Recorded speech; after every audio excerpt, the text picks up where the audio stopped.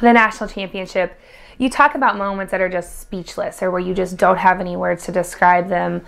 When they announced that second place and they said Missouri Valley for first, it's so surreal. You just can't even begin to imagine the emotion. But what it meant to me was finally some recognition of all the hard work and time and dedication my program puts in.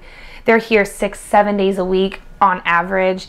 You know, they're doing all those things I talked about with the community involvements and all of the games, men and women's, rain or shine, football, snowing or raining, it doesn't matter. They're out there, and then they also have to come back here and prepare for competition. So winning that banner and winning that title really kind of said, hey, you know, you guys did it, and now everybody else knows that you can do it too. The best feeling I've ever had. And just sitting there with them standing in front of, like, because we can't cheer until they say our name.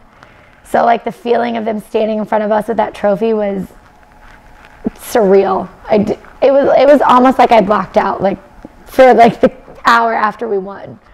It was crazy. I'm not even sure that it has really sank in. It was kind of one of those experiences where when it first happened, I was so focused on trying to keep myself together mentally, you know, to get my team rounded up and pick up the trophy and get us off the floor. And then it was kind of over the next 2 or 3 weeks, every time someone would say, you know, oh, congratulations, you know, and I'm like, oh my gosh, we did win.